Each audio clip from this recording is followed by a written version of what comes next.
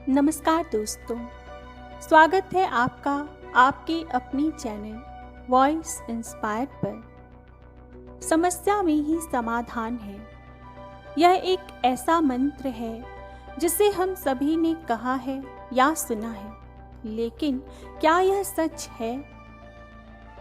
बहुत से लोग समस्याओं के सामने खड़े होकर बस इंतज़ार करते रहते हैं, आशा करते हैं कि समस्याएं अपने आप हल हो जाएंगी। यह एक सामान्य सोच है कि समस्या से बचने का सबसे अच्छा तरीका है कि हम इंतज़ार करें और उम्मीद करें कि समस्या खुद ही ठीक हो जाएगी। लेकिन क्या यह सच है? क्या वाकई मुश्किलों का सामना करना और उनसे निपटना इतना आसान है? वास्तव में समस्याओं के सामने खड़े होकर इंतजार करना सबसे अच्छा विकल्प नहीं है। वस्तुतः समस्याओं का डटकर सामना करना ही उन्हें हल करने का सही और प्रभावी तरीका है। हमारी मेहनत, समर्पण और सही दिशा में कदम बढ़ाने से ही समस्याएं हल हो सकती हैं। बहुत समय पहले की बात है, एक राज्य का राजा बहुत चिंतित था क्योंकि उसकी पत्नी का जन्मदिन नज़दीक आ रहा था। यूं तो कहने को वह राजा था, फिर भी उनके वैवाहिक जीवन में हजारों प्रकार की समस्याएं थीं।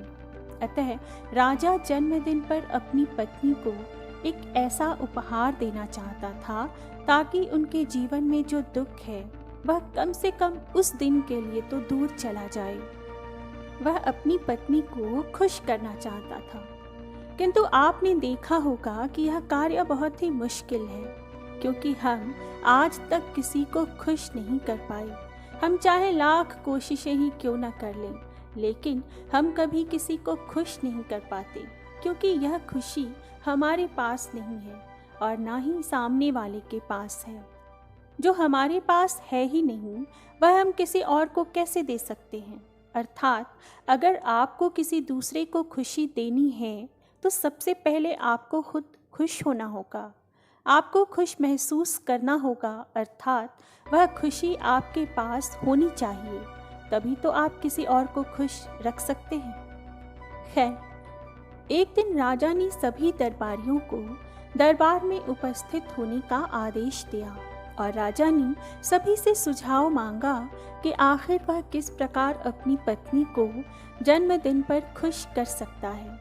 आखिर वह उनको कैसा उपहार दे कि जिससे राजा की पत्नी खुश हो जाए। वहां उपस्थित सभी लोगों ने अपने अपने मन से अलग अलग सुझाव दिए। सभी ने अपने मन की बातें और अपने अनुरूप विभिन्न प्रकार के उपहार बताए भी, पर राजा को वहां पर उपस्थित किसी भी व्यक्ति का कोई भी सुझाव पसंद नहीं आया। एक दिन शाम के समय राजा अपने रथ से कहीं जा रहा था कि तभी रास्ते में उसने एक मूर्ति देखी। वह मूर्ति बहुत ही सुंदर, भव्य और अत्यंत ही आकर्षक थी। उसे देखकर तो ऐसा प्रतीत हो रहा था मानो उस मूर्ति में जान हो। मूर्ति को देखकर राजा बहुत प्रसन्न हुआ और तुरंत ही वह उस मूर्ति को बनाने वाले मूर्तिकार के पास पहुंच गया। राजा ने उस मूर्तिकार से कहा कि तुम तो बड़े कलाकार हो, तुम्हारी मूर्तियों में अद्भुत सजीवता नजर आती है। ऐसा प्रतीत होता है कि तुम्हारी मूर्तियां जीवित हैं। हम तुम्हारी मूर्तियों को देखकर बहुत प्रसन्न हैं। हम चाहते हैं कि तुम्हारी सारी मूर्तियां हमारे दरबार में शामिल हों। यह सुनकर वह मूर्तिकार बहुत प्रसन्न हुआ, जैसे उसे कोई खजाना मिल गया। लेकिन तभी राजा ने उस मूर्तिकार से एक और बात कही, देखो, मैं चाहता हूँ कि तुम मेरे दरबार में शामिल हो जाओ, किंतु उससे पहले तुम्हें हमारी रानी के लिए उनके जन्मदिन पर एक ऐसी मूर्ति बनानी होगी जिसे देखकर वह खुश हो जाएं और अपनी सारे दुख दर्द भूल जाएं। और यदि तुम ऐसा न कर सके तो मैं तो तुम्हारा सिर धड़ से अलग कर दूंगा। राजा के मुख से यह सब सुनकर मूर्तिकार घबरा गया। उसके पसीने छूट गए। वह राजा को मना करता भी तो कैसे? इसीलिए उसने न चाहते हुए भी राजा को स्वीकृति दे दी। राजा उस मूर्तिकार की बात सुनकर बहुत प्रसन्न हुआ और वह वापस महल लौट गया।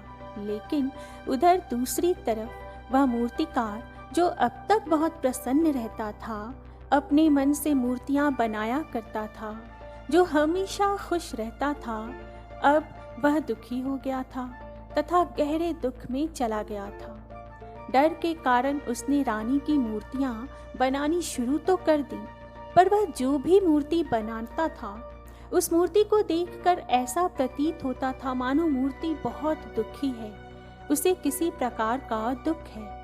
एक के बाद एक उसने कई सारी मूर्तियां बना डाली, लेकिन कोई भी मूर्ति ऐसी नहीं थी जिसे देखकर कोई भी खुश हो जाए, जिसे देखकर यह प्रतीत हो कि मानो उस मूर्ति में जान है, और जिस मूर्ति को देखकर कोई भी अपना दुख भूल जाए। और यह इस कारण हो रहा था क्योंकि मूर्तिकार भीतर से बहुत दुखी था, जो उसकी मूर्तियों के रूप में साफ और स्पष्ट नजर आ रहा था। राजा ने उस मूर्तिकार को 1 सप्ताह का समय दिया था, किंतु 4 दिन तो उसने यूं ही व्यर्थ कर दिए। अब उसके पास केवल 3 दिन का ही समय बचा था, जिसके बारे में सोच सोच कर उस मूर्तिकार का गला सूखा जा रहा था। डर के कारण अब उसके हाथ पैर भी काम करना बंद कर चुके थे। उसे अपना भविष्य नजर आ रहा था। उसे नजर आ रहा था कि राजा उसे मृत्यु दंड दे रहा है। इसके बाद उसके परिवार का क्या होगा? उसके परिवार को कौन संभालेगा?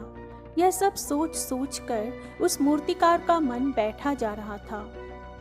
तभी उसने एक योजना बनाई। वह अपने परिवार को साथ लेकर रात ही में गांव छोड़कर चला जाएगा।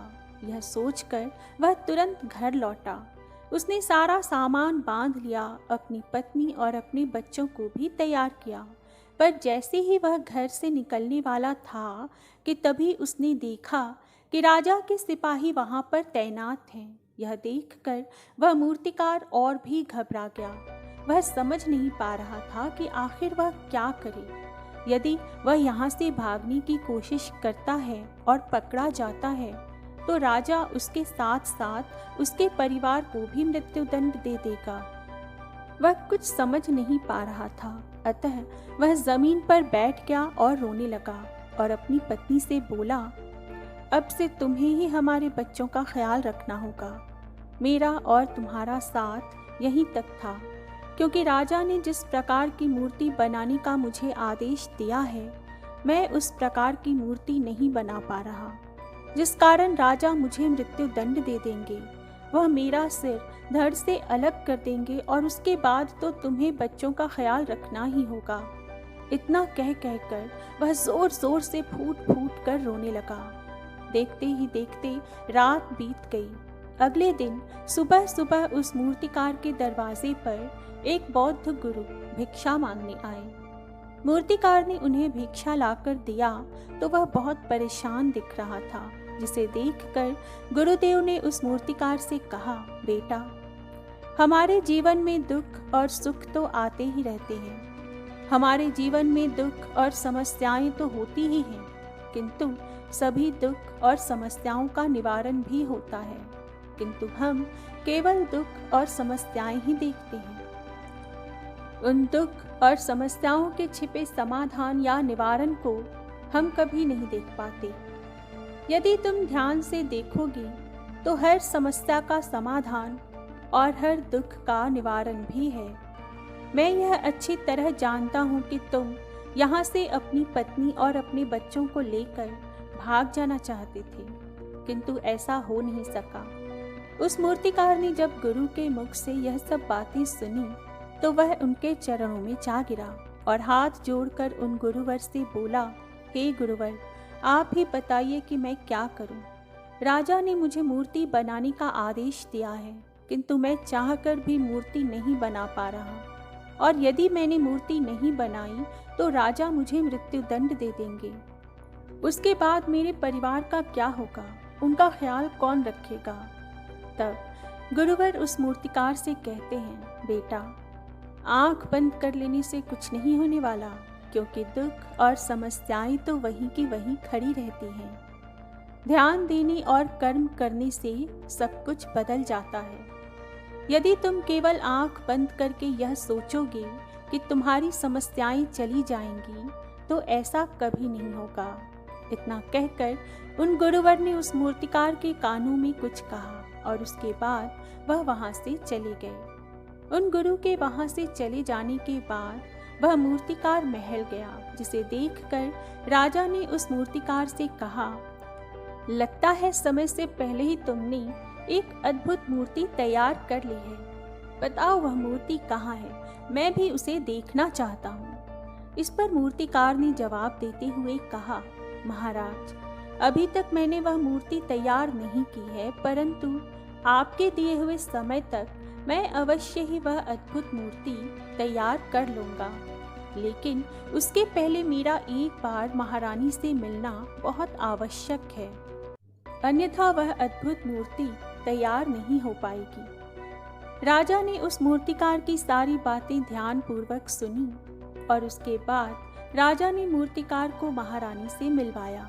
मूर्तिकार महारानी से मिलने के बाद महारानी से प्रश्न करते हुए बोला, महारानी जी, किसी भी औरत के जीवन का सबसे बड़ा दुख क्या हो सकता है? इस पर महारानी ने जवाब देते हुए उस मूर्तिकार से कहा, किसी औरत का मां न बन पाना उस औरत के जीवन का सबसे बड़ा दुख है। तभी वह मूर्तिकार महारानी से एक और प्रश्न करते हुए बोला, महारानी जी, किसी औरत के जीवन का सबसे बड़ा सुख क्या है? महारानी ने मूर्तिकार से इस प्रश्न का जवाब देते हुए कहा, किसी भी औरत के जीवन का सबसे बड़ा सुख उसके पति और उसके बच्चों का उसके पास होना है। महारानी के मुख से अपने प्रश्नों के जवाब जानकर मूर्तिकार बहुत प्रसन्न हुआ और उनसे आज्ञा लेकर वह वापस अपने घर लौट आया और अब से वह दिन रात उस मूर्ति पर काम करने लगा। देखते ही देखते 3 दिन पूरे हो गए।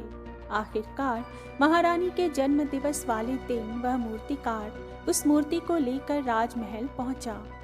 लेकिन अब राजा के मन में यह बेचैनी थी कि पता नहीं उस मूर्तिकार ने आखिर कैसी मूर्ति बनाई होगी। पता नहीं वह मूर्ति महारानी को पसंद आएगी भी या नहीं। इस प्रकार के कई प्रश्न राजा के मन में चल रहे थे।